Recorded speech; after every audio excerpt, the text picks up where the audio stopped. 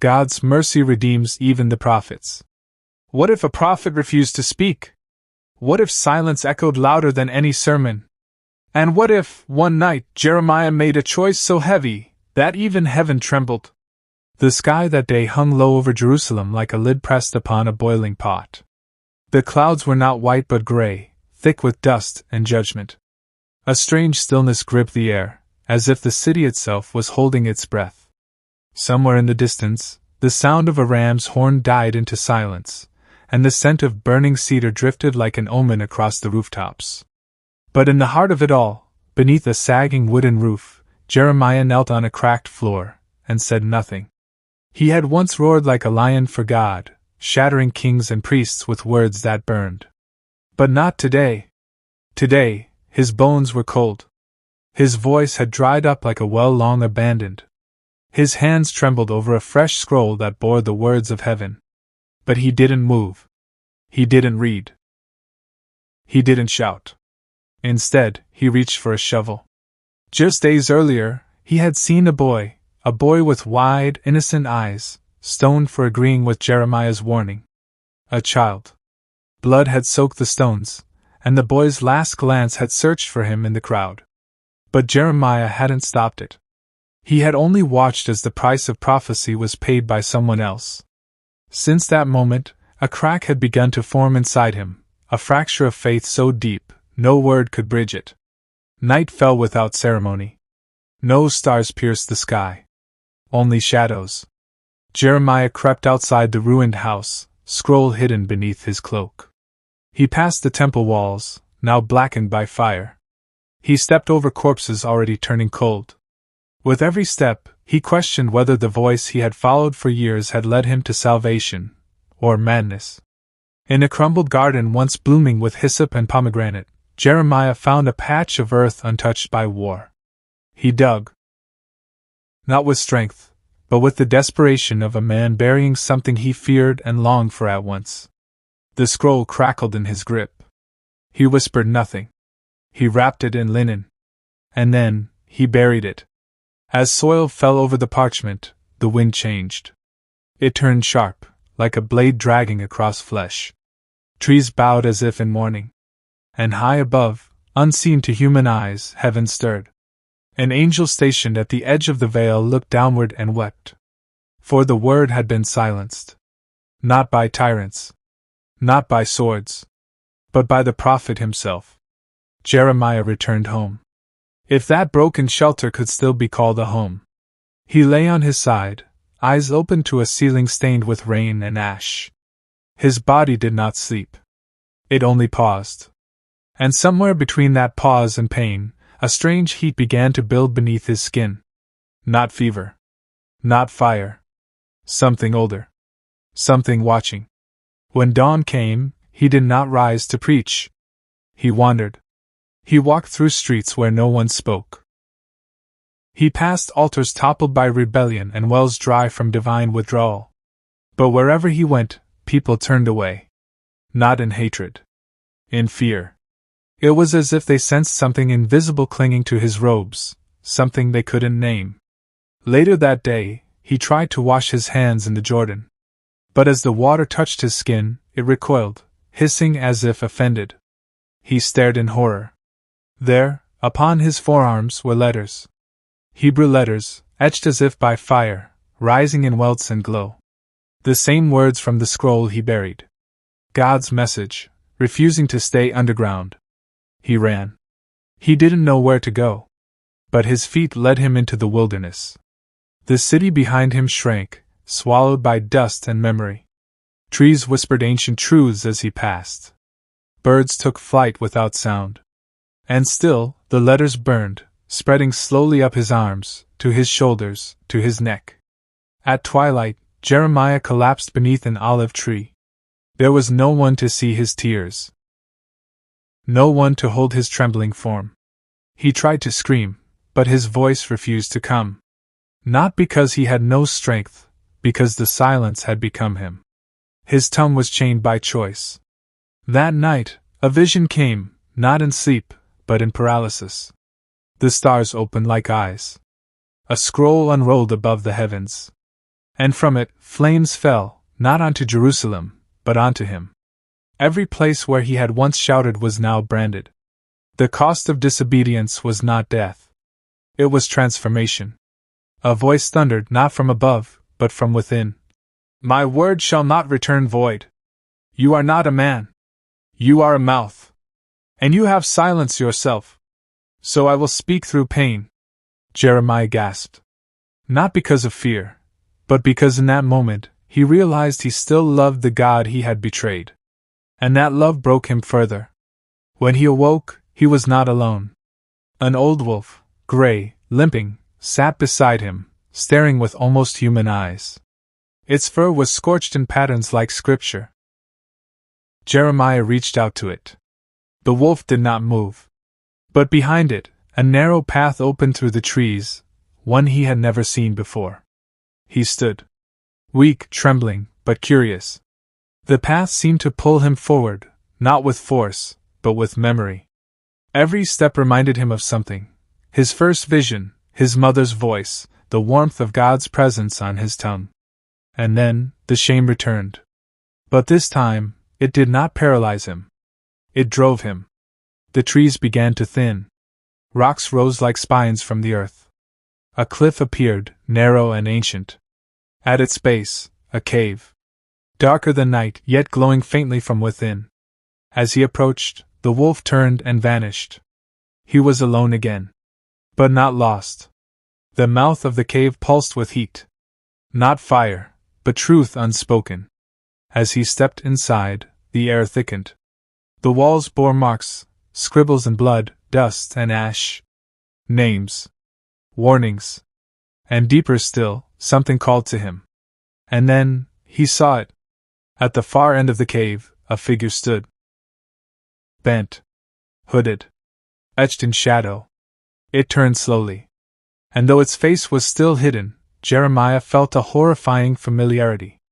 The figure raised one arm, and on its flesh burned the same letters as his. That was the moment he understood. He was not alone. He never had been. But the version of him that obeyed was somewhere else entirely. Waiting to confront him. Waiting to ask one question: why did you bury the word? The cave breathed like a living thing, warm, rhythmic, and ancient. Jeremiah stood frozen at its center, his breath shallow, his legs trembling as if the very ground had memory. Before him stood the figure. Not a vision. Not a ghost. But something worse, a mirror carved from consequence. The figure was him, older, weathered eyes like coals that had watched too much suffering. The figure didn't speak. It simply stared, as if Jeremiah's shame could be read without words. The air grew denser. Every carved mark on the walls began to pulse in unison with his heartbeat. He tried to speak, tried to say, "I'm sorry," but no sound came. His throat was dry as sand. Not from thirst, but from guilt too heavy to lift. Then, without warning, the figure lifted its arm. It pointed toward a narrow tunnel off to the left, lit faintly by a flickering red glow. Jeremiah understood. This was not a punishment. It was a path. And every step down that tunnel would be a descent through his own rebellion, a trial of remembrance. He obeyed. The air grew hotter. Sparks floated through the dark like fireflies lost in grief. As he walked, walls around him opened into chambers, each one showing him a moment from his life. But these were not memories. These were echoes of silence. In one chamber, he saw the boy again, the one stoned by the crowd. But this time, Jeremiah saw himself among the stone throwers. Not with rage, but with passivity. Watching. Letting it happen. Turning away. He screamed, but the sound dissolved like mist. The boy turned to him. Eyes hollow, lips mouthing a question Jeremiah couldn't bear to hear. In another chamber, he saw the scroll, still wrapped, still buried. But it pulsed like a heartbeat beneath the earth. Roots from the surrounding trees twisted toward it as if drawn to its truth. Then, suddenly, fire exploded from the soil. The scroll would not stay hidden. It erupted, burning its way up through roots, into bark, into sky. He ran from the vision. He stumbled into a third chamber. This one showed him his mother. Long dead. She sat quietly, weaving fabric by the window. But outside, Babylonian soldiers approached. Fire and swords and screams. Jeremiah tried to run to her, to warn her. But she didn't look up. Instead, she held a scroll in her lap, a scroll bearing his name. She unfolded it. Read it. And wept. Every step deeper into the cave stripped him of comfort, pride, and even identity. He was no longer Jeremiah the prophet. He was simply a man who failed to speak when it mattered most. A man who buried heaven's cry to avoid earthly pain. And then, he reached the final chamber. It was circular. Wide. Lit by floating flames that did not burn. In the center stood a stone altar, and above it hovered a single scroll, the one he buried. But now, it hovered in the air, glowing with impossible heat and brilliance. Around it swirled ash, voices, names. The voices were not angry. They were broken. Not screaming. Whispering. He approached. Every step closer, the voices grew clearer. Each whisper was a life. A widow who never heard God's comfort. A warrior who died without repentance. A child who lived in fear, never knowing they were loved. All these souls represented people Jeremiah was meant to reach. But his silence, his refusal, had left a vacuum that suffering had gladly filled. He dropped to his knees. The letters on his skin blazed like coals. He lifted his arms, and the scroll responded, descending slowly toward him, hovering just above his chest. And then it branded itself into his body. Not with flame, but with purpose. Every word seared into him not as punishment, but as possession. The moment it touched his heart, the flames around the altar vanished. And then, the figure returned. This time, it removed its hood. It was indeed Jeremiah, but whole. Pure. A version of him untouched by disobedience. The other Jeremiah knelt beside him. No anger. Just sadness. Then he vanished. Jeremiah stood alone. But this time, he felt full, as if heaven had returned to its rightful place in his bones. A voice rose, not from the cave, but from within him. Now go, but not to be heard. Go to speak, whether they listen or not. Because the silence you carried has already echoed through generations. He turned and left the cave. Outside, the sun was rising. But it was not the same sun. The light felt new, like the first dawn after the flood. He felt the ground beneath him shift, as though heaven had re-anchored his feet. His steps were slower now. Measured. Not with fear, but with holy exhaustion. The wolf waited for him again. This time, it did not vanish. It walked beside him. He walked for days. Through ruined towns. Through burnt fields. Through cities where idols had replaced altars. But wherever he went, the air changed. Crops began to sprout. Wells began to fill. People who had lost all hope began to stand again. And he still had not spoken. Because now, he didn't need to. Every scar on his skin spoke louder than any sermon. Every step he took left words burning into the earth. His body had become the scroll. His soul had become the voice. And his silence, redeemed by fire, had finally become a testimony. But then, just as hope was rising, he felt something terrible. A pressure. A pull. As if something, or someone, was coming to erase everything he just reclaimed. Not a man. Not a king. But a force. Something spiritual. Something ancient. Something enraged that Jeremiah had returned from the silence alive. It was coming. And it would not allow the word to live again without a cost. The sky cracked open on the fourth day of Jeremiah's return. Not with thunder or rain, but with silence too deep for the living. The sun vanished behind clouds like iron wool. The wind stilled. Birds flew in reverse. Time itself, it seemed, paused to watch what would happen next. Because the word, once buried, was walking again. And darkness hated that. Jeremiah was no longer a man. He was message incarnate. His skin bore the scroll. His steps left invisible words in the soil. Yet with every breath, he felt a growing pressure, as if hell itself had been waiting for the moment he would rise again, just to silence him a second time. That night, as he knelt beside a stream to pray, the water turned black. Frogs floated to the surface, lifeless. The wolf beside him growled and stood, fur bristling. From the shadows, a shape emerged. Not beast. Not angel. But a thing twisted by time. A spiritual entity born from every moment Jeremiah had refused to speak. Its eyes were hollow scrolls. Its breath was ash. It did not speak, because it had no voice. Jeremiah's silence had created it. A creature formed from the words he swallowed. And now, it had come to take back what he had reclaimed. It lunged. But Jeremiah did not run. He stood. Every part of him shaking, but not from fear. From burden. From prophecy. From flame. He stretched his arms and shouted for the first time since the cave. But this shout was not his voice, it was heaven's.